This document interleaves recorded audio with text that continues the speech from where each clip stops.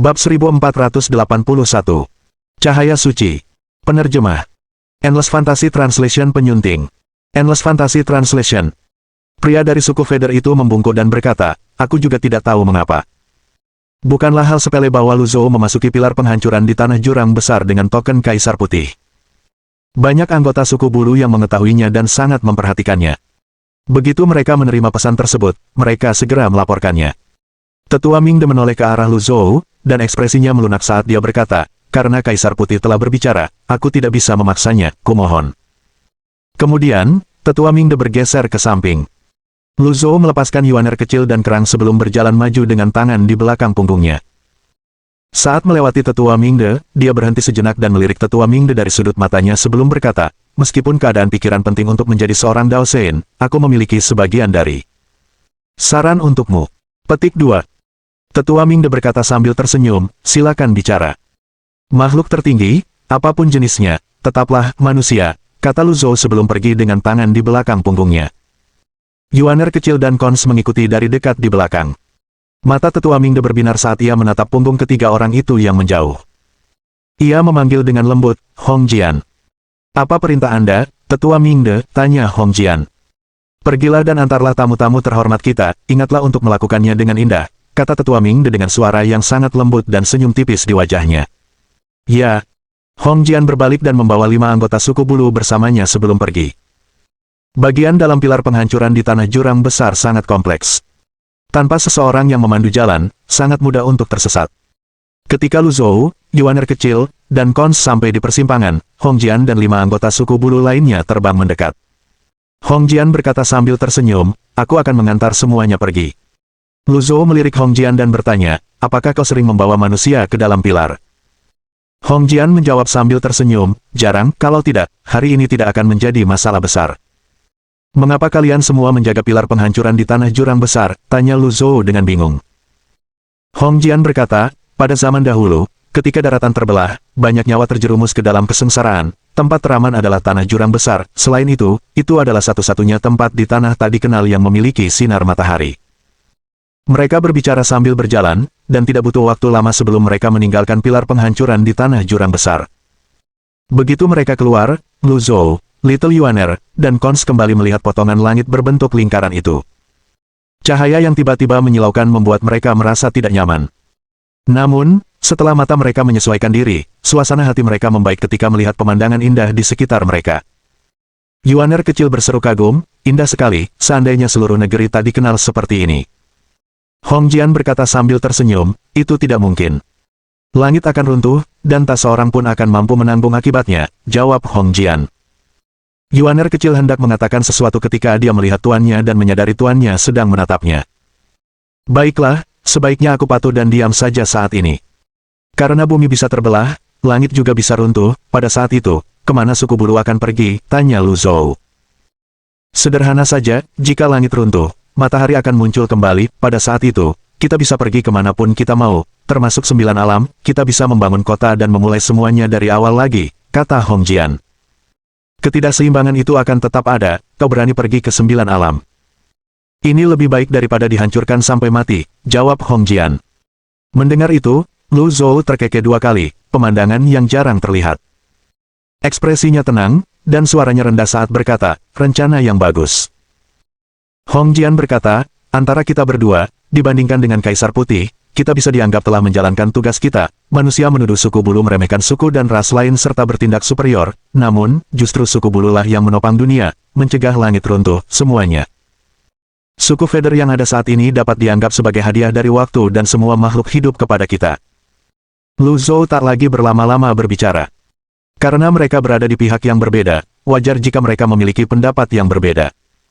Lagi pula, ia tak berpikir bahwa mencegah langit runtuh adalah hal yang baik. Kondisi kehidupan di tanah tak dikenal sekarang sangat mengerikan. Lalu apa masalahnya jika langit runtuh? Akhirnya, mereka mencapai tepi area di sekitar pilar penghancuran di tanah jurang besar. Ketika mereka melihat ke depan, semuanya diselimuti kegelapan. Pada saat itu, Hong Jian melirik yuaner kecil sebelum berkata, ada sesuatu yang aku tidak yakin apakah harus kukatakan. Kalau begitu, tak perlu berkata apa-apa, kata yuaner kecil sebelum maju dan memeluk lengan gurunya.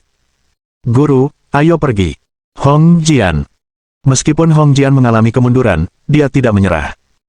Dia melanjutkan, gadis ini telah diakui oleh pilar penghancur tanah jurang besar, dia akan menjadi sasaran banyak orang, suku bulu tidak hanya dapat melindunginya, tetapi juga membesarkannya. Begitu dia meninggalkan tempat ini, mereka yang diam-diam mengawasi tempat ini pasti akan menunjukkan taring mereka. Jika mereka tidak bisa memanfaatkannya, mereka akan mencoba membunuhnya. Petik 2. Kelima anggota suku bulu yang berdiri di belakang Hong Jian menatap Lu Zhou, Yuaner kecil, dan Cons tanpa berkedip. Wajah mereka tanpa ekspresi, dan tidak ada yang bisa memastikan apakah mereka senang atau marah. Hanya Hong Jian yang tersenyum. Setelah hening sejenak, Lu Zhou bertanya, apakah kau mengancamku? Aku tidak berani. Hong Jian buru-buru membungkuk. Aku hanya mengingatkanmu, suku bulu menghormati dan menghargai bakat, jadi kami tidak akan melakukan hal seperti itu. Lagi pula, tidak ada seorang pun di tanah jurang besar yang berani menyentuh orang-orang Kaisar Putih. Kemudian, dia membuat gerakan mengundang dan berkata, aku sudah mengatakan apa yang ingin kukatakan. Hal itu perlu dikatakan. Semuanya, kalian bisa pergi sekarang. Petik 2. Lu Zhou mengabaikan Hong Jian dan berkata, ayo pergi. Dengan ketukan ringan jari kakinya, Lu Zhou meluncur turun seolah-olah sedang terjun dari tebing. Agak tidak nyaman rasanya berpindah dari terang ke gelap. Lu Zhou tahu dia harus pergi secepat mungkin. Tanah jurang besar penuh dengan bahaya. Dia dapat dengan jelas merasakan berbagai kekuatan dahsyat yang bersembunyi di sini. Dia tidak ingin menggunakan kartu uji puncak di sini. Saat ketiganya menukik turun, mereka melihat anggota suku berkepala 3 raksasa di tanah menatap langit dengan marah. Ia dikelilingi oleh banyak anggota suku berkepala 3. Semuanya memegang tombak berkilauan di tangan mereka, dan ujung tombak itu memancarkan cahaya merah samar. Pada saat itu, anggota suku berkepala 3 yang raksasa itu berteriak. Setelah itu, anggota suku berkepala 3 lainnya mengangkat tombak di tangan mereka. Tuan, Yuaner kecil tampak sedikit khawatir.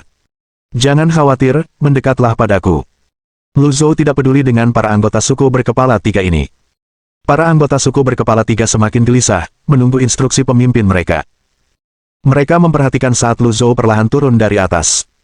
Ketika Lu Zhou mencapai ketinggian tertentu, anggota suku berkepala 3 yang bertubuh raksasa itu tiba-tiba melambaikan tangannya dengan ekspresi ganas. Petik 1. Pada saat itu, sebuah suara berwibawa terdengar dari atas. Jangan bersikap kasar. Suaranya merdu dan dahsyat seperti guntur dari 9 langit, memadamkan amarah dan kegelisahan seseorang. Para anggota suku berkepala 3 menundukkan kepala dan tombak mereka satu persatu. Lu Zhou dan kedua muridnya menoleh ke belakang dan melihat Hong Jian telah membentangkan sayapnya. Sayapnya berwarna putih, dan bersinar dengan bintik-bintik cahaya yang mengusir kegelapan. Cahaya itu adalah cahaya suci. Terlebih lagi, itu adalah cahaya suci yang sangat kuat. Tak lama kemudian, Lu Zhou dan kedua muridnya terbang menjauh dan menghilang ke dalam kegelapan. Hong Jian melipat sayapnya dan mengangkat tangan kanannya, dan kelima anggota suku bulu mengikutinya. Kemudian, dia berkata tanpa nada, kirim pesan kepada Kaisar Putih, beritahu Yang Mulia bahwa para tamu terhormat telah pergi. Kalian yang lain, ikuti saya. Dengan demikian, keempat anggota suku bulu yang tersisa pergi bersama Hong Jian. Ketika Lu Zhou dan kedua muridnya kembali ke puncak gunung, mereka mendapati yang lain hilang. Petik 1. Yuaner kecil bertanya dengan cemas, di mana mereka? Lu Zhou mengerutkan alisnya sebelum berkata, jangan khawatir, mereka memiliki jimat giok itu, kemungkinan besar mereka sudah pergi. Yuaner kecil mengamati sekelilingnya sebelum mengangguk dan berkata, tidak ada tanda-tanda pertempuran, mereka pasti telah meninggalkan tempat ini dengan selamat. Hosh, hosh, hosh. Cons menunjuk ke langit dan berseru, lihat. Seekor makhluk raksasa yang tak terbayangkan ukurannya berputar-putar di langit dekat pilar penghancuran di tanah jurang besar. Ukurannya tak terlukiskan, menutupi langit sedemikian rupa sehingga membalikkan pandangan siapapun. Ayo pergi. Lu Zhou menggunakan kekuatan teleportasi dan pergi bersama kedua muridnya. Mereka terus bergerak selama waktu yang tidak diketahui sebelum akhirnya mendarat ketika mereka tidak lagi dapat melihat makhluk raksasa di langit. Kemudian, Lu Zhou mengeluarkan jimat dan menyalakannya. Lu Li dan yang lainnya langsung muncul dalam proyeksi. Setelah semua orang memberi hormat, Lu Li berkata, Ketua Pavilion, kami mundur sejauh 3.000 mil, tadi ada pembunuh suci, dan indera mereka sangat tajam. Lu Zhou mengangguk. Kalian semua telah melakukan pekerjaan dengan baik. Tuan Pavilion, di mana Anda? Tanya Lu Li. Aku telah meninggalkan pilar penghancuran di negeri jurang besar. Kalau begitu, kami akan menunggumu di sini, kata Lu Li sebelum meletakkan jimat pelacak di tanah. Lu Zhou melambaikan lengan bajunya, dan proyeksi itu menghilang. Jarak 3.000 mil tidak terlalu jauh, jadi mereka akan segera bisa bertemu dengan semua orang. Mari kita lanjutkan perjalanan kita. Hosh, hosh, hosh. Ketiganya terbang di langit, melewati deretan pegunungan yang lebat. Kabut membuat segalanya tampak buram. Sulur-sulur tanaman menjulang ke arah mereka dari bawah. Lu Zhou mengerutkan kening. Dekatilah aku. Kemudian, Lu Zhou melambaikan tangannya. Sebuah penghalang berbentuk kerucut langsung menyelimuti mereka bertiga. Dor, dor, dor, dor, dor, dor. Yuaner kecil memandang tanaman rambat itu dengan bingung. Aneh sekali, tanaman ini tidak ada di sini saat kita pertama kali datang. Kons berkata, mungkin sebelumnya mereka dalam keadaan dorman, beberapa tanaman memang seperti ini. Adik kecil, apakah kamu juga tahu bahasa tumbuhan? Kons menggelengkan kepalanya, menandakan bahwa dia tidak mengerti. Pada saat itu, sebatang tanaman merambat besar muncul di hadapan mereka, mencambuk mereka. Desis. Hembusan angin kencang juga menerpa mereka. Lu Zhou menyerang dengan telapak tangannya saat penghalang berbentuk kerucut itu membawa mereka lebih tinggi ke langit. Pohon dan tumbuhan di negeri jurang besar jauh melampaui imajinasi mereka. Ketika mereka akhirnya terbang cukup tinggi, mereka memandang ke bawah ke arah pepohonan kuno dan tanaman rambat sebelum melanjutkan penerbangan mereka. Petik 1. Setelah 15 menit, sebuah suara terdengar dari kabut di depan mereka. Para tamu terhormat, Anda akan pergi kemana? Ketiga orang itu tidak dapat melihat pemilik suara tersebut. Lu Zhou mengangkat tangannya, memberi isyarat agar Little Yuaner dan Kons berhenti. Kemudian, dia bertanya dengan suara berat, siapa itu? Aku sudah lama menunggumu di sini. Setelah itu, sosok-sosok putih muncul satu demi satu dari dalam kabut. Di tengah kabut, Lu Zhou melihat sosok-sosok putih. Hong Jian. Yuaner kecil mengerutkan kening.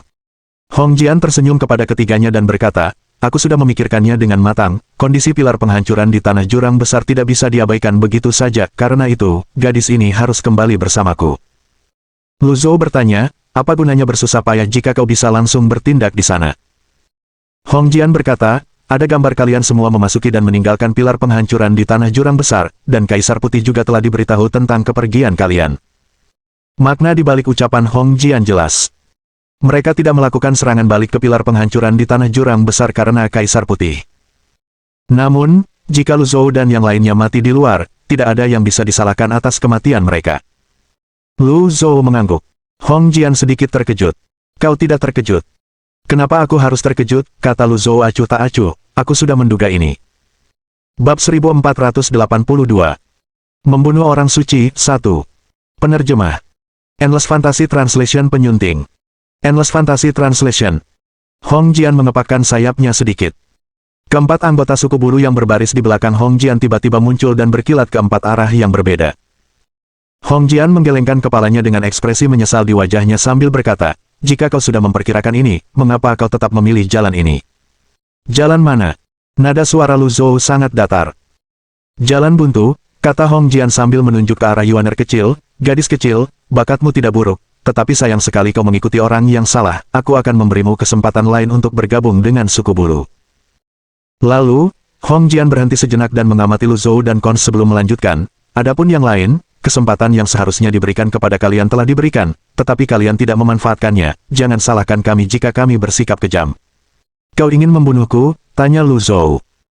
Aku memang selalu seperti ini di dunia kultivasi, kata Hong Jian, basis kultivasimu seharusnya cukup bagus, lagi pula, tidak mudah untuk melakukan perjalanan sejauh ini dan mengatasi begitu banyak rintangan di tanah tak dikenal, meskipun kau mendapat dukungan dari Kaisar Putih, seperti kata pepatah, sumber air yang jauh tidak pernah hilang.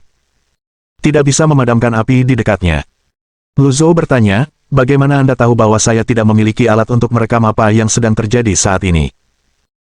Percuma saja, Hong Jian menggelengkan kepalanya dan berkata, setelah kau mati, apapun yang kau tinggalkan akan membusuk, lagi pula, tempat ini disebut Gunung Dewa yang jatuh, konon tempat ini adalah tempat para dewa kuno mati, aura kematian di sini adalah yang terkuat di dunia, maaf, tapi kau harus mati. Di sini juga. Petik 2. Sungguh arogan.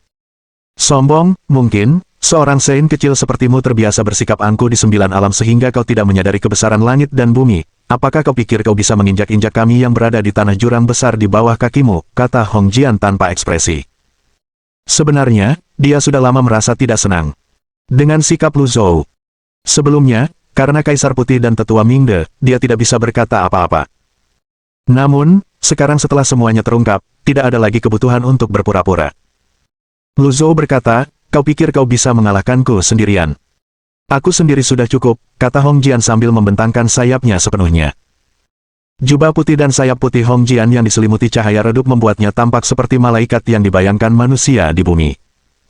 Sayangnya, tidak ada yang benar-benar murni dan tanpa celah di dunia ini. Itu seperti salju putih. Putih dan tampak murni, tetapi mudah mengumpulkan kotoran. Hong Jian mengangkat tangannya sebelum melambaikannya sedikit. Keempat anggota suku bulu menyerbu dari 4 arah seperti meteorit menuju Lu Zhou. Sayap mereka bagaikan pedang panjang paling tajam di dunia saat mereka terbang.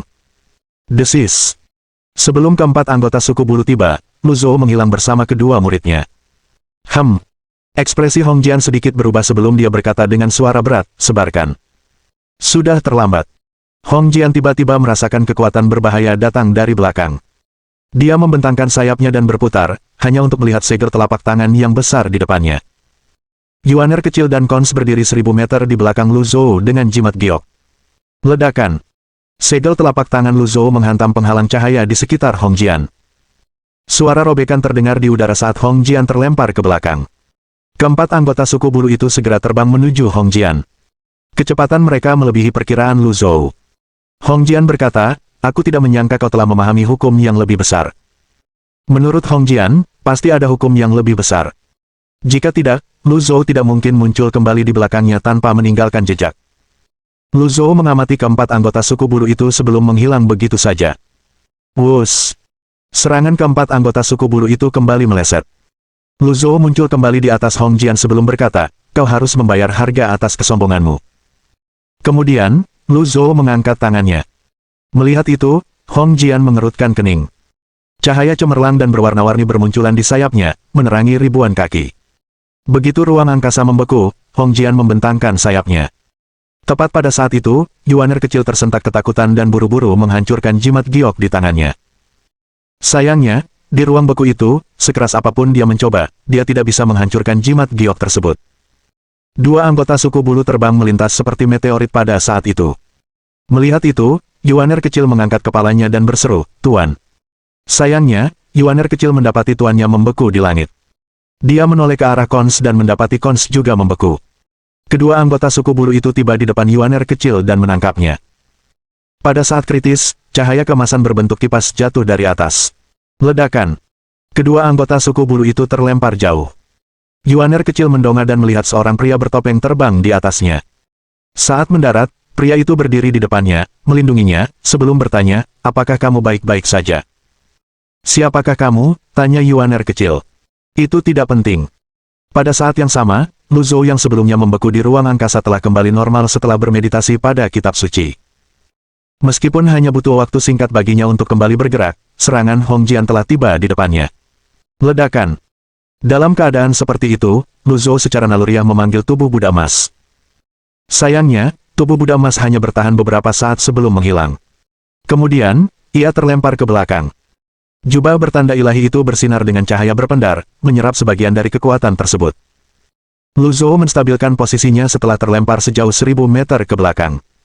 Hong Jian berkata dengan dingin, sungguh seorang Sein, tak kusangka kau mampu melepaskan diri dari kekuatan Dao secepat ini. Kemudian, dia menoleh ke arah pria bertopeng itu dan bertanya, siapakah kau? Aku tak menyangka seorang anggota suku bulu yang perkasa dan seorang santo agung akan begitu hina, kata pria bertopeng itu dengan suara serak.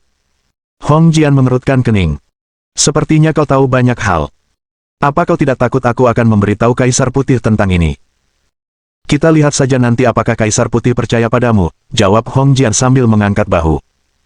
Lagi pula, ada bukti bahwa Lu Zhou dan kedua muridnya telah meninggalkan pilar penghancuran di tanah jurang besar. Pria bertopeng itu menggelengkan kepalanya dan berkata, kau seperti babi mati yang tidak takut air mendidih. Bab 1483. Membunuh orang suci, 2. Penerjemah. Endless Fantasy Translation penyunting. Endless Fantasy Translation. Jauh di langit. Lu Zhou, yang baru saja menenangkan Gi dan darahnya yang bergejolak, menatap pria bertopeng itu. Dia tidak mengenal pria bertopeng itu, tetapi berdasarkan sikap pihak lain, jelas, setidaknya untuk saat ini, bahwa pihak lain tidak menimbulkan ancaman. Karena itu, dia mengalihkan pandangannya kembali ke Hong Jian dan berkata, dengan dingin, jika ada yang berani menyentuh muridku, aku akan mencabik-cabiknya. Kata-kata Lu Zhou juga ditujukan kepada pria bertopeng itu. Yuaner kecil tersenyum dan berkata, Guru, saya baik-baik saja. Kemudian, Little Yuaner meraih Kons sebelum menggunakan jurus melangkah di awan 7 bintang dan melesat bola balik di udara. Pria bertopeng itu berkata dengan terkejut, aku telah meremehkan gadis kecil ini. Sebelumnya, Yuaner kecil tidak terpengaruh oleh ruang beku. Sekarang, dia tidak hanya tidak terpengaruh oleh cahaya suci dari seorang ahli dari suku bulu, tetapi dia juga tidak terpengaruh oleh cahaya dari gunung dewa yang jatuh. Hong Jian tersenyum. Seperti yang diharapkan dari seseorang yang telah diakui oleh pilar penghancuran negeri jurang besar. Pria bertopeng itu bertanya, Hong Jian, apakah itu alasanmu mencoba membunuh mereka? Karena kau tahu tentang ini, kau juga harus mati, kata Hong Jian. Sekali lagi, sayapnya mulai bersinar. Kemudian, dia mulai mengepakkan sayapnya, membentuk pusaran yang tampak seperti bola cahaya, dengan dirinya di tengahnya. Kemudian, 4 anggota suku Feather lainnya melakukan hal yang sama. 5 pusaran muncul dan menarik jalinan ruang angkasa. Para anggota suku bulu menggunakan hukum ruang untuk menusuk musuh-musuh mereka. Pria bertopeng itu berkelebat lalu menghilang dari tempatnya. Yuaner kecil pucat pasi karena ketakutan. Dia meraih Kons dan terbang menjauh. Kali ini, dia dengan tegas menghancurkan jimat giok di tangannya. Begitu cahaya memancar dari jimat giok, Hong Jian melesat menembus ruang dan muncul di hadapan Yuaner kecil. Sayapnya yang besar menghalangi jalan keluar Yuaner kecil. Dia berkata dengan suara berat, kau tidak bisa melarikan diri. Cahaya suci membekukan ruang itu lagi. Seperti yang diharapkan dari seorang mahasuci, pemahaman Hong Jian tentang hukum ruang melampaui semua orang. Dia dengan paksa menekan kekuatan jimat giok hanya dengan menggunakan hukum ruang. Pada saat yang sama, suara agung bergema dari atas. Pergi. Kemudian, sebuah segel telapak tangan emas yang mempesona dan berkilauan dengan kilat biru muncul. Hong Jian hendak melawan ketika segel telapak tangan muncul di hadapannya melalui hukum ruang dan mengenai dirinya. Ledakan. Kesempurnaan yang cacat. Hong Jian jatuh ke pegunungan. Yuaner kecil dan Kons akhirnya berhasil membebaskan diri sebelum Yuaner kecil berseru gembira, Tuan. Begitu suara Little Yuaner berakhir, keempat anggota suku bulu itu terbang keluar dari pusaran masing-masing seperti meteorit lagi. Pada saat itu, pria bertopeng itu muncul di belakang keempat anggota suku bulu dengan kecepatan cahaya. Karena kecepatannya, seolah-olah dia menginjak mereka semua secara bersamaan. Dor, dor, dor, dor, dor, dor. Keempat anggota suku bulu itu memuntahkan darah saat mereka jatuh dari langit. Lalu, pria bertopeng itu berkata dengan suara seraknya, kau urus Hong Jian, dan aku akan urus keempat orang itu. Lu Zhou mengabaikan pria bertopeng itu. Melihat hal itu, pria bertopeng tersebut berkata, ini satu-satunya pilihanmu, hanya aku yang bisa kau percayai sekarang. Kemudian, pria bertopeng itu menukik turun. Pada saat yang sama, Hong Jian melesat dari bawah menuju Lu Zhou. Jubahnya telah robek berkeping-keping, dan lambang suku bulu di lengannya bersinar terang. Lu Zhou mendorong Yuaner kecil dan Kons lebih jauh ke belakang sebelum mengeluarkan jam pasir waktu. Busur listrik muncul seketika dan menyapu seluruh gunung dewa yang jatuh. Lu Zhou tidak menyangka kekuatan jam pasir waktu akan begitu menakutkan kali ini. Dia melihat jangkauannya meliputi radius 10.000 meter, jauh melampaui jangkauan Yue Qi sebelumnya. Dia terkejut dalam hati dan bertanya-tanya apakah itu ada hubungannya dengan avatar birunya yang menumbuhkan daun ke-11. Setelah daun ke-10, setiap daun berikutnya setara dengan 6 bagan kelahiran. Dengan demikian, avatar birunya dapat dianggap memiliki 11 bagan kelahiran. Hal yang menakutkan adalah ketika avatar biru memasuki tahap pusaran 1000 alam, ia sudah lebih kuat daripada seorang guru terhormat. Ketika pria bertopeng itu mendarat di tengah-tengah keempat anggota suku bulu, dia mengangkat kepalanya dan melihat lengkungan-lengkungan aneh di langit. Dia tak kuasa menahan diri untuk mengumpat, dasar tua, tidak bisakah kau tidak begitu kejam dalam seranganmu? Tak lama setelah itu, pria bertopeng itu juga membeku. Lu Zhou tahu waktu sangat berharga, jadi dia bergerak menuju Hong Jian dengan kecepatan cahaya. Segel agung keberanian. Tanda tangan roda Vajra yang agung. Segel tangan 9 potongan. Tinggalkan kebijaksanaan. Setiap segel telapak tangan yang diresapi kekuatan ilahi menghantam dada Hong Jian dengan keras. Melihat pertahanan Hong Jian yang menakjubkan, Lu Zhou mengeluarkan sosok tak bernama dalam wujud pedang. Pemulihan primitif. Dengan ketajamannya yang tak tertandingi, yang juga telah diresapi dengan kekuatan ilahi, pedang tak bernama itu langsung menembus dada Hong Jian. Hong Jian memuntahkan darah dan terbang mundur. Dialah yang pertama kali membebaskan diri dari pengaruh jam pasir waktu. Lagi pula, dia adalah seorang maha suci. Pada saat yang sama, kerusakan akibat 4 segel telapak tangan dan Anem meledak secara bersamaan.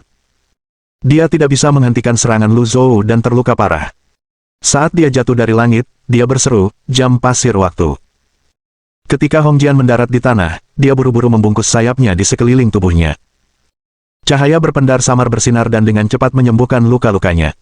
Petik 1. Pria bertopeng dan keempat anggota suku bulu juga pulih. Pria bertopeng itu menatap Hong Jian, tampak tidak terkejut, sebelum berkata dengan suara serak, aku akan bermain dengan kalian semua. Hosh, hosh, hosh. Pertempuran antara pria bertopeng dan 4 anggota suku bulu adalah pertempuran sepihak yang menguntungkan pria bertopeng. Tidak ada ketegangan sama sekali. Sementara itu, Lu Zhou fokus pada Hong Jian. Ledakan. Hong Jian tiba-tiba membentangkan sayapnya. Saat ia terbang ke langit, sayapnya memunculkan jarum-jarum tak terhitung jumlahnya yang terbuat dari cahaya putih. Hosh, hosh, hosh. Jubah bertanda ilahi itu berkibar berisik, menghalangi jarum-jarum tersebut. Hong Jian mengerutkan kening. Relik suci. Pertama, ada jam pasir waktu, dan sekarang, ada relik suci lainnya. Tiba-tiba, Hong Jian merasa sedikit ragu. Bab 1484. Membunuh orang suci 3. Penerjemah. Endless Fantasy Translation penyunting. Endless Fantasy Translation. Lu Zhou melesat menembus ruang dan tiba di depan Hong Jian sebelum dia mengulurkan tangannya. Dor, dor, dor, dor, dor, dor. Hong Jian tidak punya pilihan selain ikut menyerang dengan telapak tangannya. Duo itu terus saling bertukar serangan telapak tangan. Sesaat kemudian, mereka muncul di sebelah timur Gunung Dewa yang jatuh, dan sesaat kemudian, mereka muncul di sebelah barat.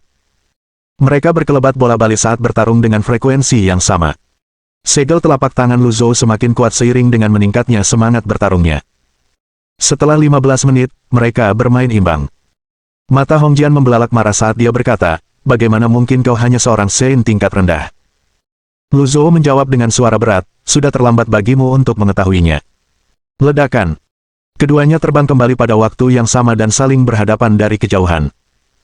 Melihat keempat anggota suku bulu telah disiksa hingga tak dapat dikenali lagi, Hong Jian tak lagi peduli pada mereka.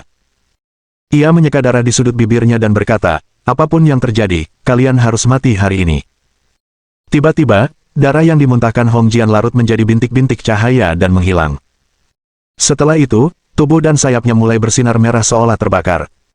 Yuaner kecil, yang terus berlarian untuk menghindari serangan balik, menunjuk ke arah Hong Jian dan berkata, Guru, cepat bunuh dia sangat menyebalkan, lihat, dia bahkan berubah wujud. Saat ini, Yuaner kecil merasa bahwa begitu Hong Jian menyelesaikan transformasinya, dia akan menjadi lebih kuat lagi. Pada saat itu, Hong Jian tiba-tiba menggunakan hukum ruang. Saat ruang di dekat Little Yuaner mulai bergetar, Lu Zhou muncul di depan Hong Jian dan berkata, itu belum cukup. Seekor anjing laut palem berlayar keluar. Hong Jian mengerutkan kening, menggunakan sayap merahnya untuk menghalangi di depannya. Ledakan. Sayap-sayap itu berhasil menetralisir kekuatan segel telapak tangan. Petik 1. Kemudian, Hong Jian menggunakan hukum ruang untuk bergerak lagi. Sayangnya, hasilnya tetap sama.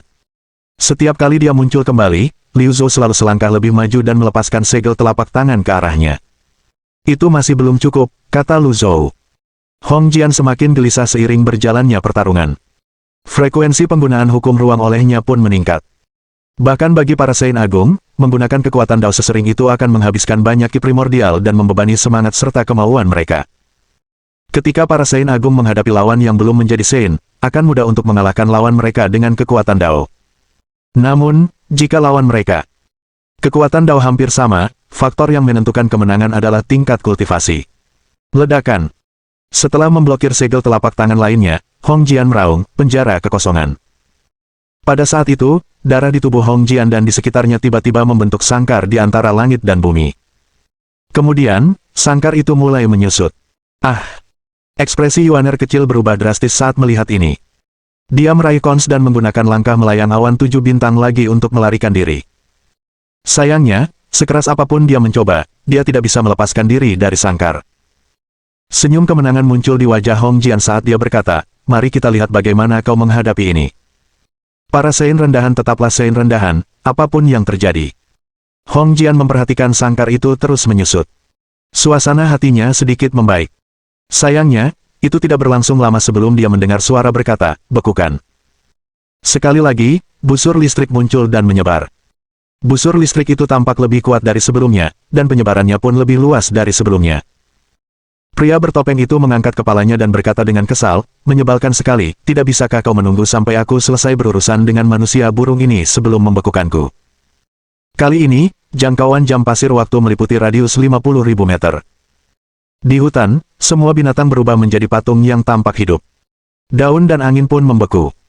Tetesan air membeku di udara sementara riak membeku di permukaan danau.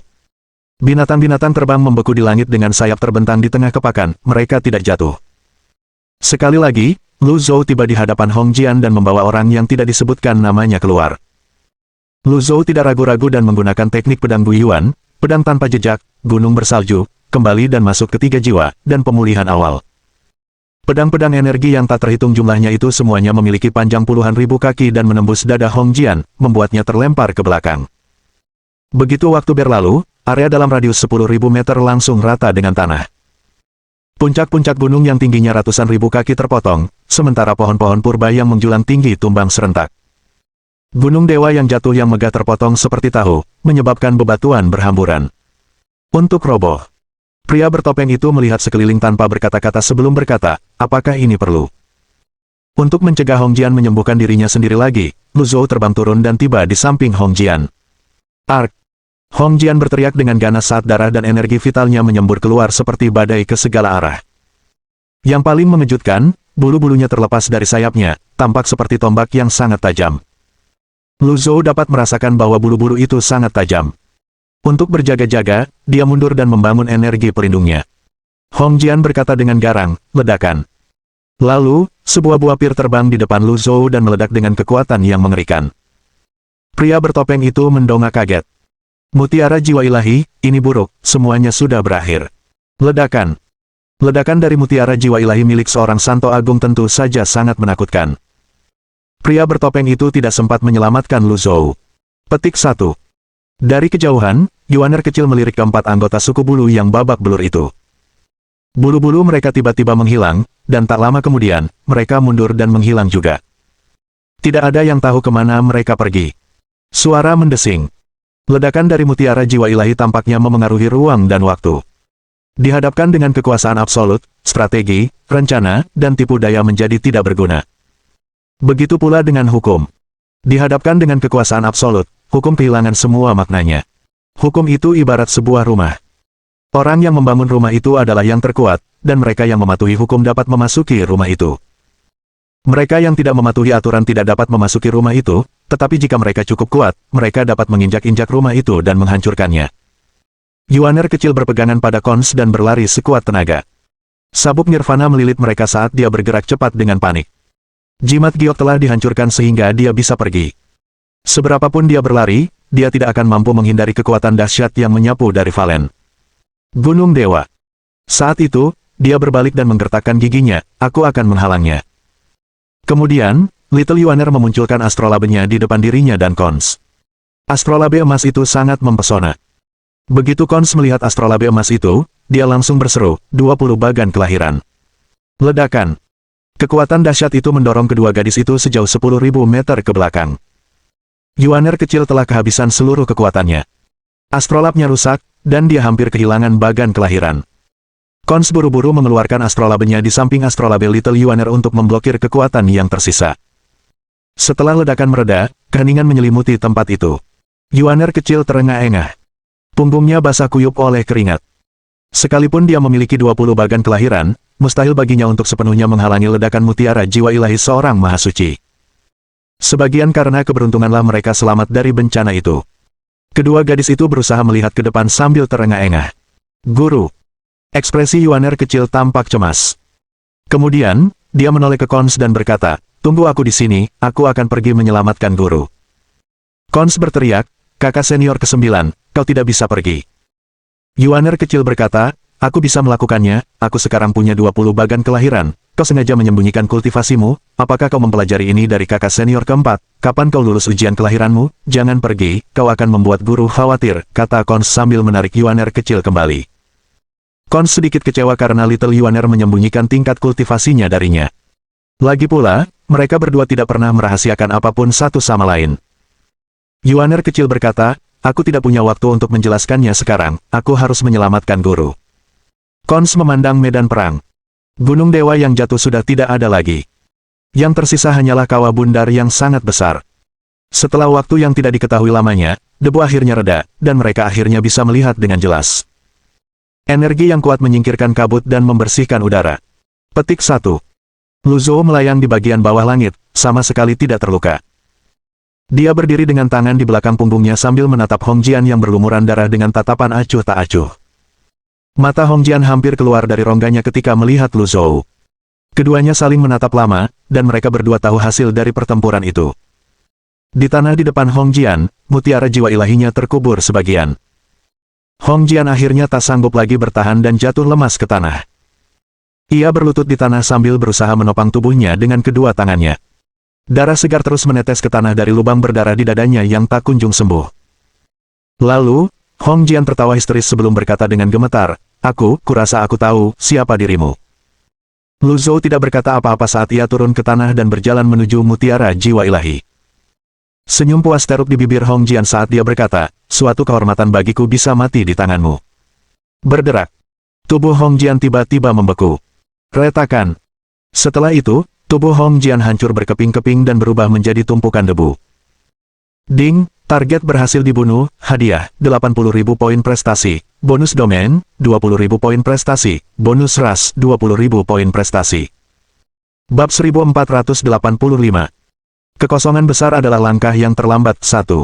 Penerjemah. Endless Fantasy Translation penyunting. Endless Fantasy Translation. Lu Zhou menggelengkan kepalanya dan menghela napas sambil memandang mayat-mayat yang berserakan di tanah. Jika kau tahu ini akan terjadi, apakah kau masih akan membuat pilihan yang sama?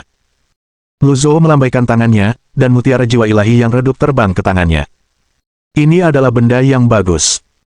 Jika benda ini seperti mutiara jiwa ilahi milik Tian Wu, mungkin, benda ini dapat membantunya dengan mudah mengaktifkan bagan kelahirannya dan memperluas istana kelahirannya. Yuaner kecil dan Cons terbang di ketinggian rendah. Kedua gadis itu masih terengah-engah saat melihat kawah besar dan mayat-mayat anggota suku bulu. Mereka menelan ludah, merasa tak bisa berkata-kata. Apakah kalian berdua baik-baik saja? Tanya Lu Zhou. Saya baik-baik saja. Cons maju dan bertanya, Tuan, bagaimana dengan Anda?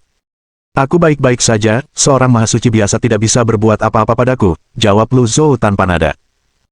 Terlepas dari kenyataan bahwa ia harus menggunakan kartu sempurna biasa dan saat Hong Jian meledakkan mutiara jiwa ilahinya, sebagian besar waktu ia dapat dianggap mendominasi pertarungan.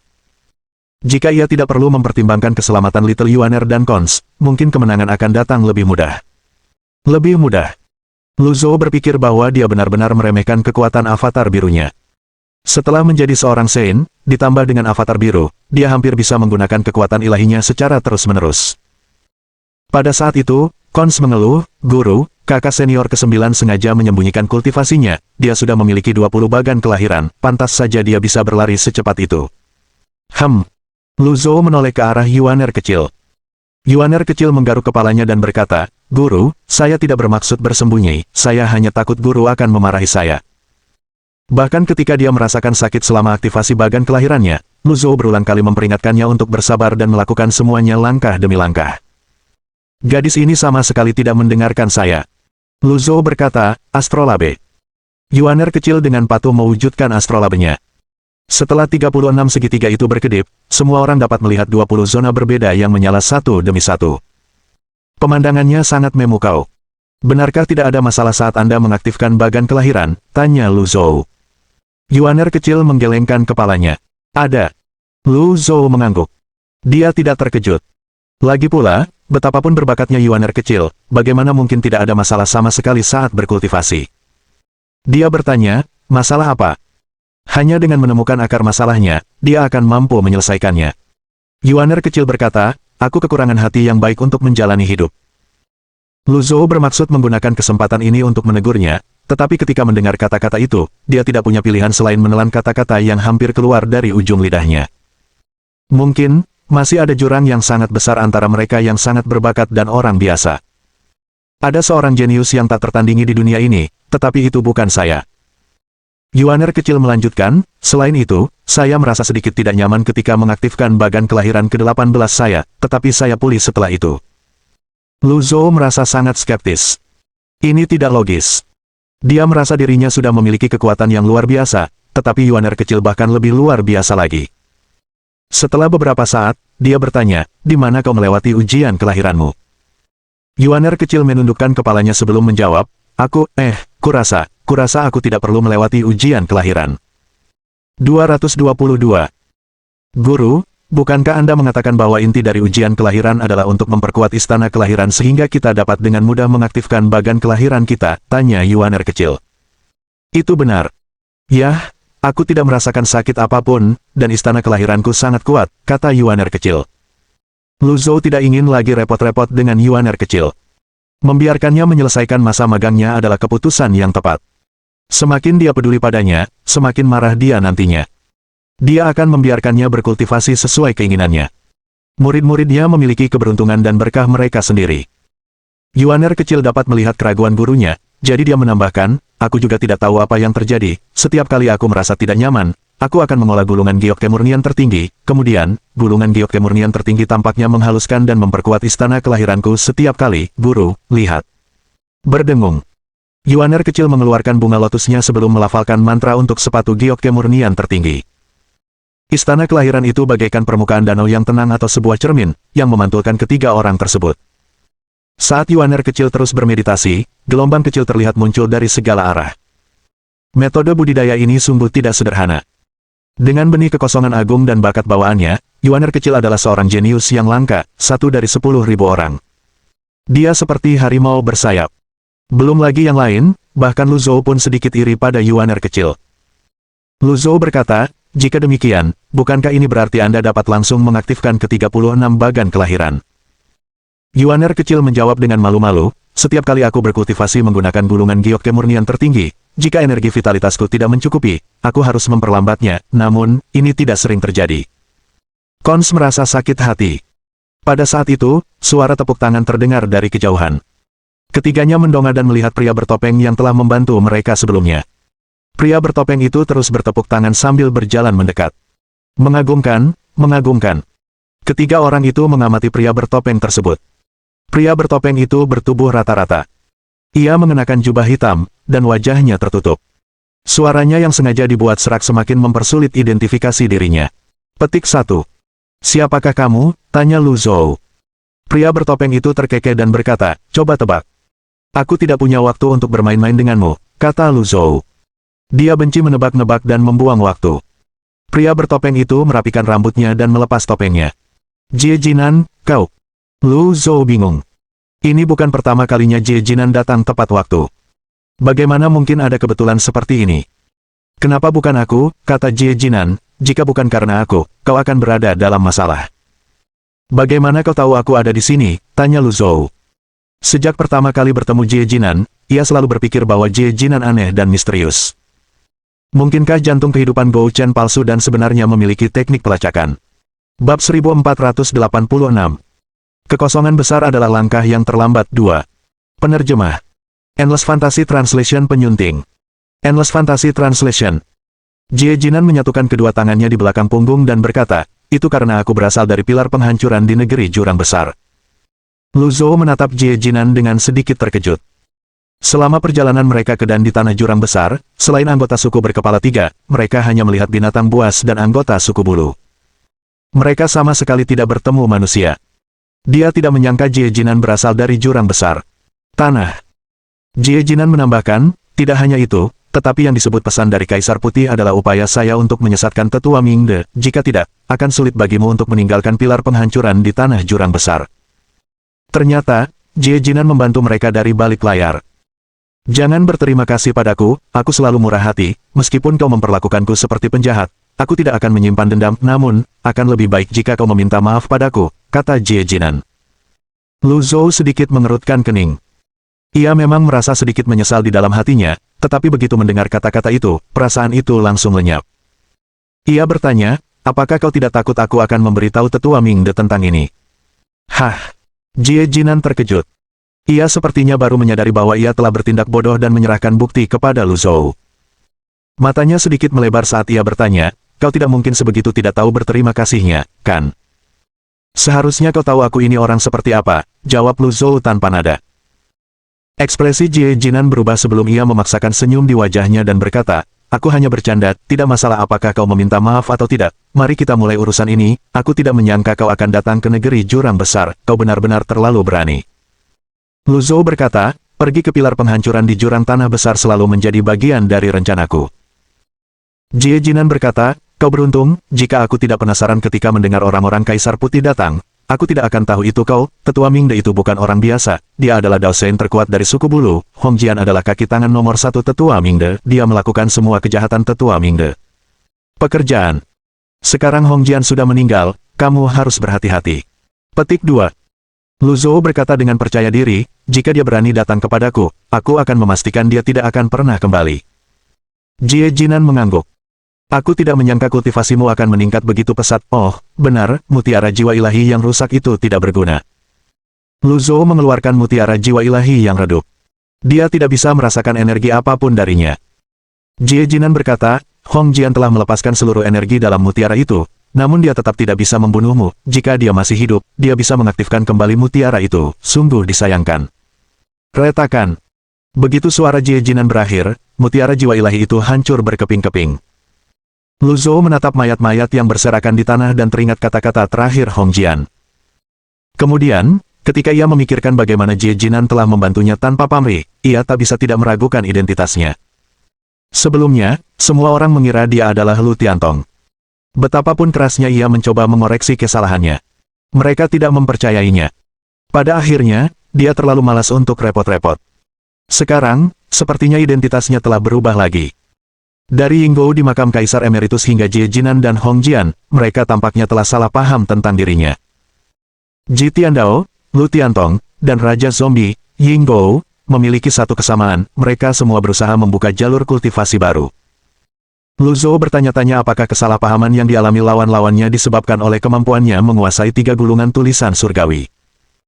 Saat itu, Jie Jinan menatap Yuaner kecil dan berkata, Nak, aku tidak menyangka pilar penghancur negeri jurang besar akan mengenalimu, selamat. Yuaner kecil berkata, dengan sopan santun yang tidak seperti biasanya, terima kasih telah menyelamatkan saya tadi. Jie Jinan tampak gembira. Dia melambaikan tangannya dan berkata, ini hanya masalah kecil, tuanmu dan aku, lupakan saja, aku tidak mengenalnya, bagaimanapun, seorang pahlawan menghargai pahlawan lainnya, sudah sepatutnya aku menyelamatkanmu. Lu Zhou tentu saja tidak mempercayai Jie Jinan. Tidak ada makan siang gratis di dunia ini. Meskipun demikian, tidak dapat disangkal bahwa Jie Jinan telah banyak membantunya. Jika Jie Jinan memiliki niat jahat, dia memiliki banyak kesempatan sebelumnya untuk membunuhnya atau bahkan membawa Yuaner kecil pergi.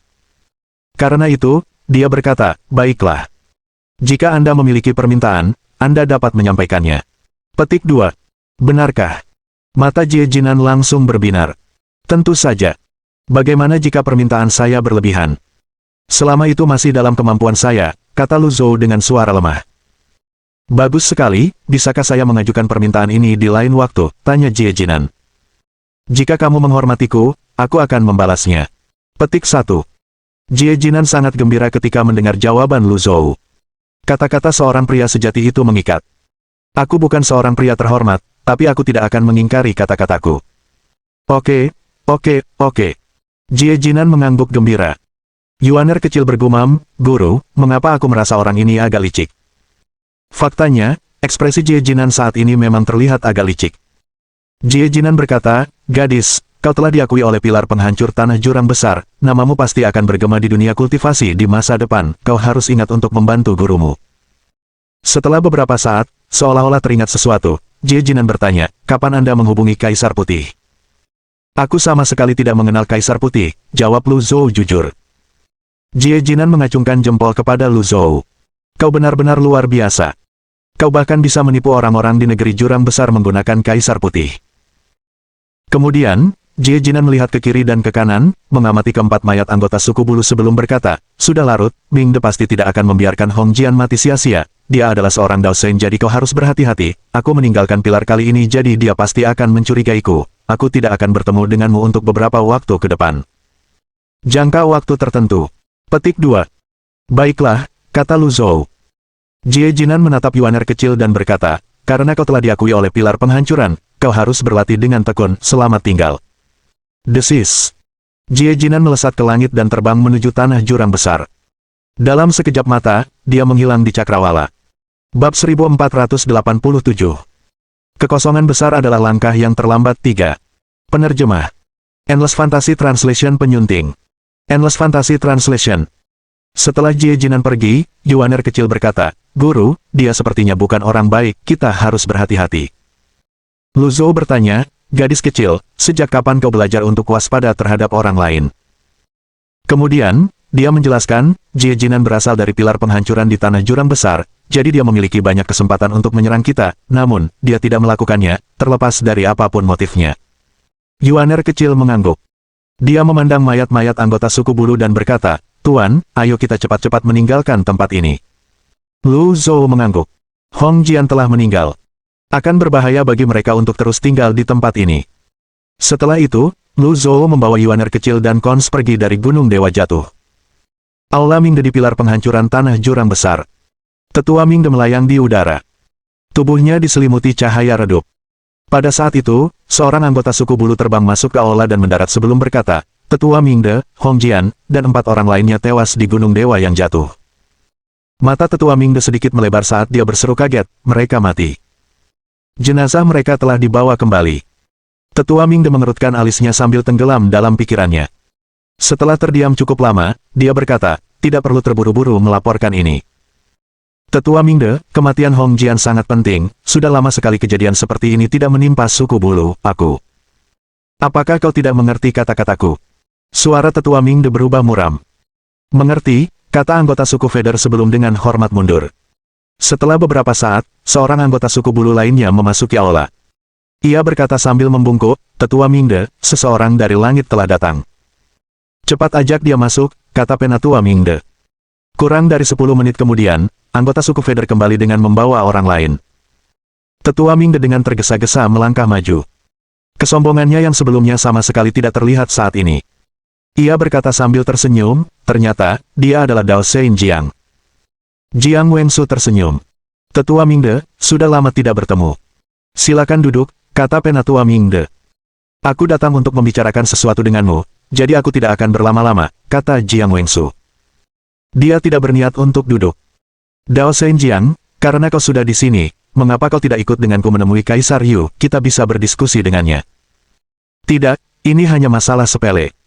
Tidak perlu merepotkan Kaisar Yu, kata Jiang Wengsu. Baiklah kalau begitu, silakan bicara. Kekosongan Agung telah menerima kabar tentang beberapa kelompok orang yang mengunjungi pilar penghancuran untuk mendapatkan pengakuan dari pilar-pilar tersebut. Pilar di tanah jurang agung berada di inti sehingga sulit bagi orang biasa untuk datang ke sini. Jika ada yang mendekat, saya harap Anda segera memberitahu kekosongan Agung. Tetua Mingde terkejut.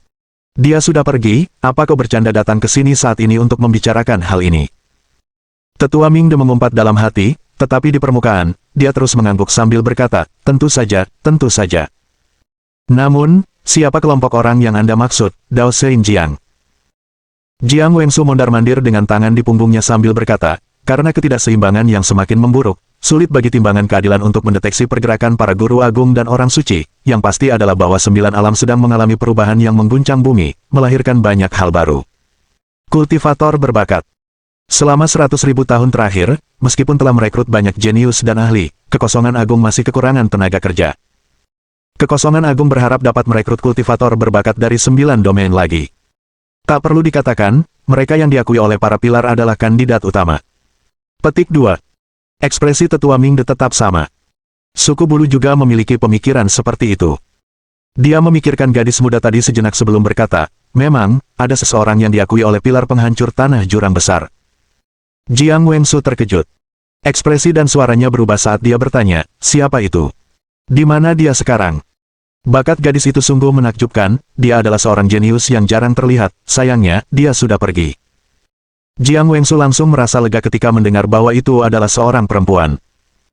Bukankah ada syarat yang menetapkan bahwa mereka yang diakui oleh pilar di sini harus tinggal dan mengabdi selama 3.000 tahun, mengapa kau membiarkannya pergi?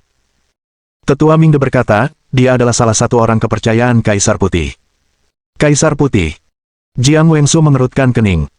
Tetua Mingde tentu saja tidak akan menyebutkan masalah yang telah ia percayakan kepada Hong Jian. Melihat ekspresi muram di wajah Jiang Wengsu, ia berkata, gadis itu telah mengembangkan istana kelahirannya hingga batas maksimal, dia memiliki karakteristik seorang penguasa manusia, apakah Dao Zhenjiang memiliki pendapat tentang hal itu? Dia memperluas istana kelahirannya hingga batas maksimal. Ang Wengsu bertanya dengan rasa ingin tahu. Benar, Dao Zhenjiang, silakan ikuti saya. Tetua Mingde membawa Jiang Wengsu ke aula lain sebelum ia mengaktifkan formasi yang menunjukkan Yuaner kecil memasuki penghalang dan mendapatkan pengakuan dari pilar penghancur tanah jurang besar. Penerjemah. Endless Fantasy Translation penyunting. Endless Fantasy Translation.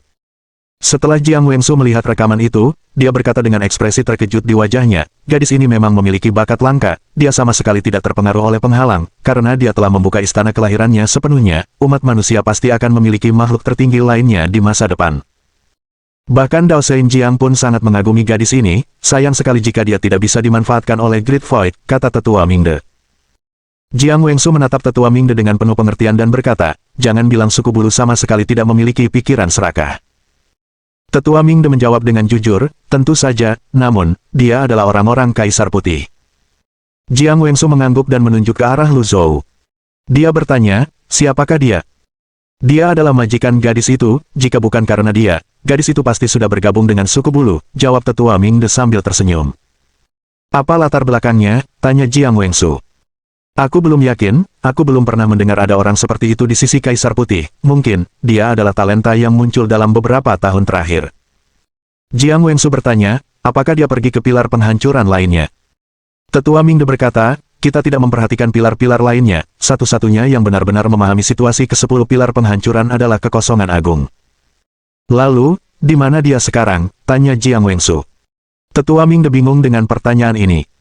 Dia yakin Hong Jian akan berhasil menyelesaikan misinya. Siapa sangka Hong Jian akan mati? Pihak lain juga bukan orang bodoh, jadi mustahil baginya untuk meninggalkan petunjuk apapun. Pada akhirnya, dia hanya bisa menggelengkan kepalanya sebagai jawaban atas pertanyaan Jiang. Pertanyaan Wengsu. Jiang Wengsu mendengus pelan sebelum berkata, kalau begitu, aku serahkan masalah ini padamu untuk diselidiki, bagaimana menurutmu? Serahkan padaku. Tetua Mingde mengerutkan kening. Laporkan masalah ini kepada kepala kuil, kata Jiang Wengsu sambil tersenyum, aku yakin Tetua Mingde akan dapat menemukan orang ini, apapun yang terjadi, kita harus menemukan gadis ini. Tetua Mingde mengutuk Jiang Wengsu dalam hatinya. Dia telah berencana untuk mengalihkan masalah dan membiarkan kekosongan agung yang menangani masalah ini. Dengan cara ini, bahkan Kaisar Putih pun harus berhati-hati. Siapa sangka Jiang Wengsu akan mengembalikan masalah ini kepadanya. Aku khawatir aku harus meminta pendapat Kaisar Yu. Pada akhirnya, Tetua Mingde terpaksa menggunakan nama Kaisar Yu. Dia tidak ingin memberikan keuntungan kepada Great Void dengan sia-sia.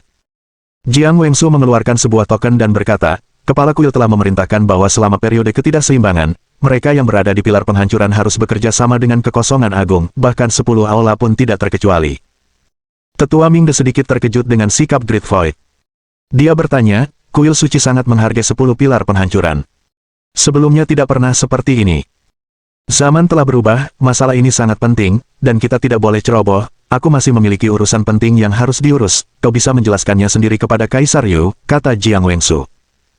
Kemudian, ia merendahkan suaranya sebelum melanjutkan, aku menduga gadis ini memiliki benih kekosongan agung, kau tahu.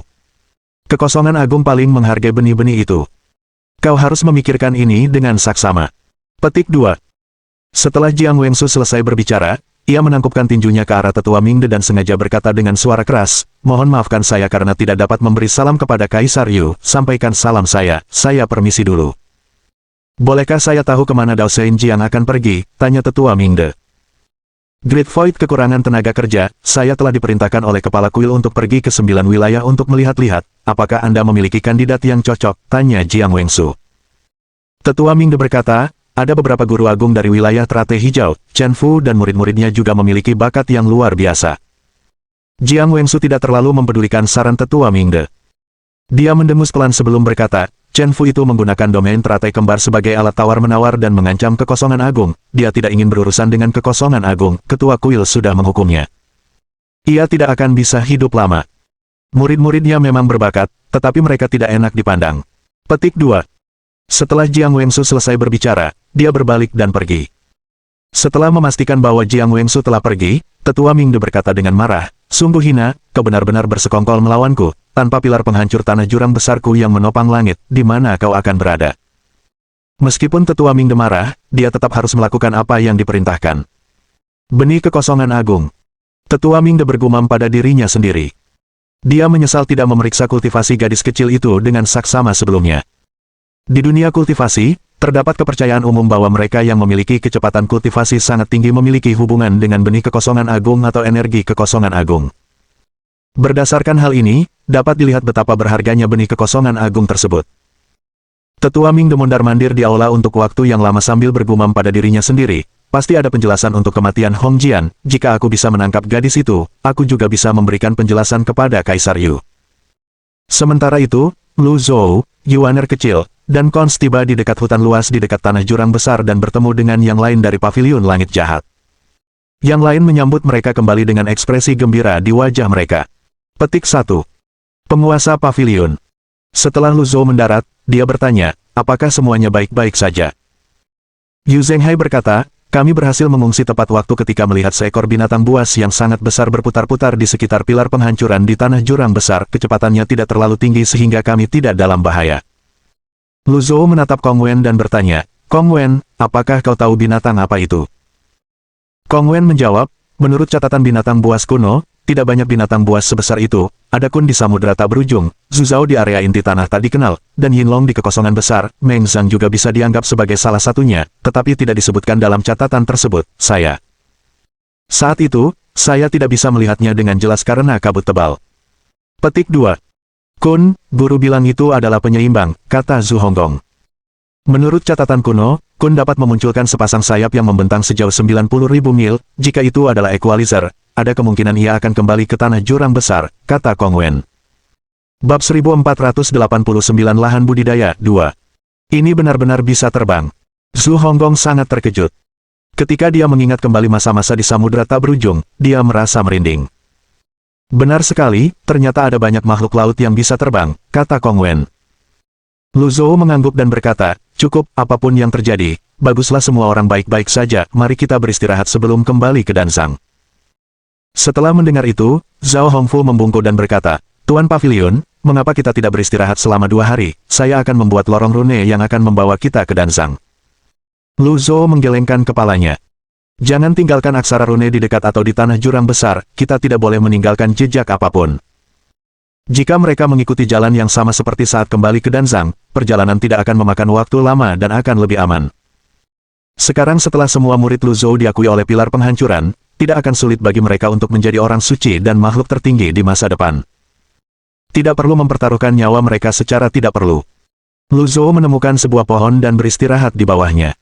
Melihat hal itu, keempat tetua itu menghela napas dan guru pavilion menjadi lebih berhati-hati setelah kehilangan seorang murid. Hidup itu tidak dapat diprediksi, namun, saya percaya bahwa pavilion langit jahat akan mencapai puncaknya cepat atau lambat. Jika Tuan Ketujuh masih di sini, ke-10 murid akan menjadi orang suci dan makhluk tertinggi di masa depan. Saya sangat menantikan masa depan pavilion langit jahat, kata Leng Luo. Sayang sekali pavilion langit jahat itu dibebani oleh kita berempat, tumpukan tulang belulang, yang menyeretnya ke bawah. Jangan berkecil hati, dari segi bakat, kita memang lebih rendah daripada ke-10 murid itu, namun, kita pernah menjadi ahli terkemuka, kita masih memiliki pengalaman, kita juga akan mencapai puncak. Keempat tetua itu saling memandang. Sayang sekali bahwa kami berempat yang sudah tua ini telah menghambat kemajuan kami. Jangan berkecil hati, dari segi bakat, kita memang lebih rendah dari 10 murid agung, tetapi setidaknya kita pernah menjadi ahli kelas 1, menurutku, pengalaman adalah hal yang paling berharga dalam hidup, kita juga akan mencapai puncak. Keempat tetua itu saling memandang dan tersenyum. Kemudian, mereka melihat ke arah tanah jurang besar dan melihat seberkas cahaya di kejauhan, menembus kabut tebal. Sementara itu, yang lain segera mengelilingi Yuaner kecil dan bertanya tentang bagian dalam pilar penghancuran di tanah jurang besar. Yuaner kecil dan Cons dengan antusias menceritakan kepada semua orang tentang apa yang telah mereka lihat dan alami. Semua orang terkejut ketika mendengar bahwa ada sinar matahari di pilar penghancuran di tanah jurang besar. Bagaimanapun juga, adik junior ke-9 telah diakui oleh pilar penghancur tanah jurang besar. Ini berita bagus, selamat, kata Zhu Honggong. Yu Sangrong berkata sambil tersenyum tipis, adik junior ke-9 memang sangat berbakat, sekarang setelah dia diakui oleh pilar, dia mungkin akan segera melampauiku. Ni. Yuaner kecil berkata, kakak kedua, kau menggodaku lagi, aku tidak punya banyak hal untuk dipamerkan, dibandingkan dengan kakak kedua, aku masih kalah. Yu Zhenghai tertawa terbahak-bahak. Jarang sekali melihat adik junior ke-9 begitu rendah hati, ini hal yang baik, kita semua akan terus bekerja keras di masa depan. Pagi-pagi sekali keesokan harinya, Lu Zhou memimpin semua orang dan terbang melintasi hutan sejauh 10.000 mil. Mereka membutuhkan beberapa hari sebelum sampai di lorong rune yang sebelumnya ditunjukkan oleh Duan Mudian. Setelah itu, mereka kembali ke Danzang. Di sebuah halaman kecil dekat Danzang. Ketika Duan Mudian merasakan fluktuasi energi dari lorong rune, dia membuka matanya. Hanya dalam sekejap, dia menghilang dan muncul kembali di dekat lorong rune. Lu tua. Duan Mudian sangat gembira ketika melihat semua orang dari paviliun langit jahat berjalan keluar dari lorong rune. Lu Zhou tahu apa yang akan ditanyakan Duan Mudian, jadi dia berinisiatif berkata, semuanya berjalan lancar. Aku perlu beristirahat di sini sebentar sebelum kembali ke paviliun langit jahat. Setelah mendengar itu, Duan Mudian berkata, saya khawatir itu tidak mungkin. Semua orang memandang Duan Mudian dengan bingung.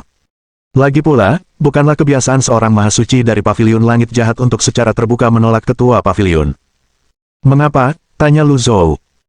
Duan Mudian menyilangkan kedua tangannya di belakang punggung dan berkata, ada sosok perkasa dari kekosongan agung yang berpatroli di 10 pilar penghancuran, dia sudah datang ke Danzang, terlihat bahwa kekosongan agung sangat mementingkan situasi di 10 pilar tersebut, tanah tak dikenal sudah tidak aman lagi bagimu.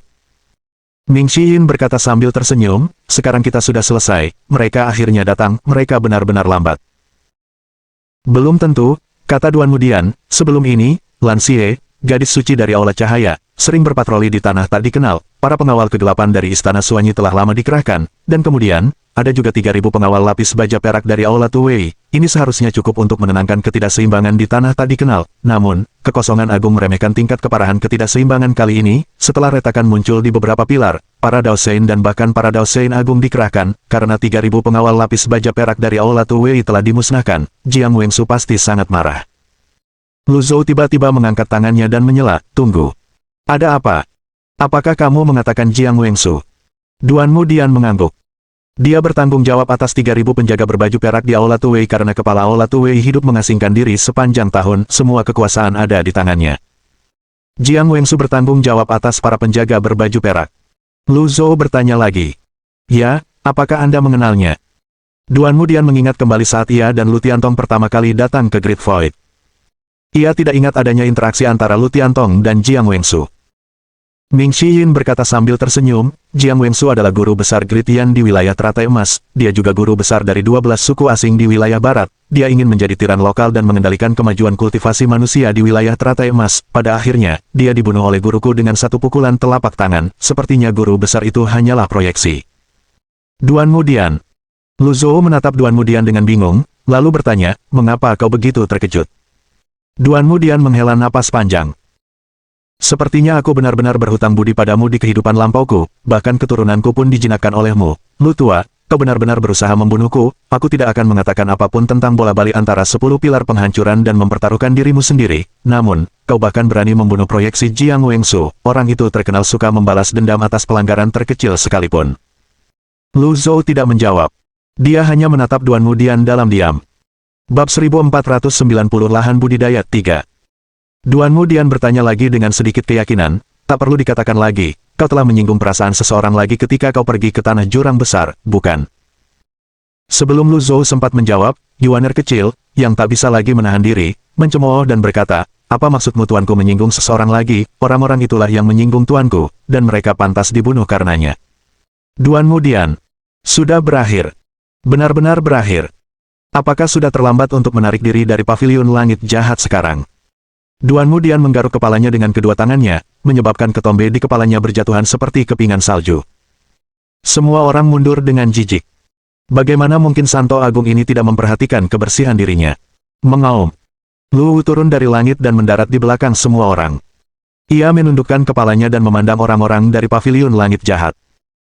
Duan Mudian berkata, jangan pernah datang ke tanah tak dikenal lagi, meskipun 9 wilayah tidak memiliki sumber daya sebanyak tanah tak dikenal, masih ada banyak tempat yang bagus. Setelah ketidakseimbangan membaik, kau bisa pergi ke samudera tak berujung dan menetap di tempat-tempat terpencil seperti Gunung Halcyon. Tidak akan menjadi masalah bagimu untuk menjadi tiran lokal di sana, kau bisa menjadi kaisar putih kedua. Lu Zhou menggelengkan kepalanya dan berkata, omong kosong. Lu Zhou mengabaikan Duan Mudian dan berjalan menuju halaman kecil dengan tangan di belakang punggungnya. Yang lain mengikuti Lu Zhou. Petik 2 tanda tanya petik 2. Duan Mudian merasa kesal. Orang terakhir yang berjalan melewati Duan Mudian adalah keturunannya, Duan Museng, murid ketiga dari paviliun langit jahat. Dia berhenti di samping Duan Mudian. Melihat hal itu, Duan Mudian menghela napas dan berkata, hanya keturunanku yang paling dapat diandalkan. Duan Museng mendengus pelan sebelum berkata, meskipun kau adalah leluhurku, dan usia serta kedudukanmu lebih tinggi dariku, kau tetap harus merenungkan sikapmu. Setelah itu, Duan Museng berjalan menuju halaman kecil dengan tombak penguasa di tangannya. Setelah melangkah 2 langkah, dia berteriak, Lu, kenapa kau masih berdiri di sana, ikuti aku. Lu tampak mengagumkan saat duduk berjongkok, tetapi setelah Duan Museng berteriak, ia menyusut. Kemudian, ia berlari ke arah Duan Museng seperti anak kucing. Duan Mudian. Apakah ini perasaan ditinggalkan oleh semua orang? Setelah kembali ke halaman kecil, Lu Zhou duduk di kursi dan menutup matanya. Pada saat itu, Yu Zhenghai membungkuk dan berkata, Guru, kita semua telah diakui oleh pilar penghancuran, kita harus memilih tempat yang baik untuk berkultivasi, kita semua seharusnya bisa menjadi Sein dalam waktu kurang dari 100 tahun. Lu Zhou mengangguk. Itulah yang ingin saya lakukan. Yang perlu dilakukan oleh paviliun langit jahat sekarang adalah menyembunyikan kekuatannya dan menunggu waktu yang tepat. Guru, kami juga perlu memilih istana yang bagus untuk melewati ujian kelahiran kami, karena itu, saya rasa paviliun langit jahat bukanlah pilihan yang baik, lanjut Yu Zhenghai. Menurutmu, kemana sebaiknya kita pergi? Lu Zhou juga memikirkan hal ini. Sebelumnya, mereka dapat melewati ujian kelahiran awal mereka dengan mengandalkan keramik berlapis ungu. Namun, setelah menjadi guru terhormat atau orang suci, lingkungan yang dibutuhkan untuk melewati ujian kelahiran harus lebih keras. Keramik berlapis ungu tidak lagi cukup. Aula pelatihan selatan klan Qin adalah tempat yang bagus, kata Yu Zhenghai. Lu Zhou tentu mengerti maksud Yu Zhenghai. Dia menggelengkan kepalanya dan berkata, kereta gantung Skyhook memang tidak buruk, tetapi itu tidak akan bisa membantumu menjadi seorang Sein. Semua orang menggelengkan kepala, menandakan mereka juga tidak tahu harus pergi kemana. Setelah beberapa saat, Lu Zhou berkata, mungkin, Chen Fu punya ide. Chen Fu. Meskipun aku seorang Sein, pengalamanku tidak akan bisa membantumu. Chen Fu sudah lama menjadi Sein, dia adalah Sein agung dengan reputasi yang baik, dia pasti tahu tempat-tempat bagus untuk melewati ujian kelahiran. Jika kau benar-benar ingin pergi ke kereta gantung Skyhook, kau bisa pergi ke sana nanti. Pada saat itu, Zhu Honggong bertepuk tangan dengan keras sambil berkata, Guru sungguh bijaksana, Anda bahkan memikirkan cara yang memungkinkan kita untuk mendapatkan yang terbaik dari kedua dunia. Mohon dukungan dari omom ante-ante sekalian, buat subscribe atau sharekan novel Mimin ke Facebook kalian, agar channel Mimin bisa terus berkembang. Dengan begitu, Mimin bisa lebih semangat untuk up novel seru lain ke depannya. Buat teman-teman yang sudah subscribe dan sharekan novel Mimin, Mimin ucapkan terima kasih sebanyak-banyaknya. Sekiranya teman-teman menghadapi masalah video diputar dalam bahasa Inggris, coba tukar kepada bahasa Indonesia original melalui cara ini. Semasa mendengarkan, pencet tombol setting di atas kanan video, pilih audio track dan tukar bahasa.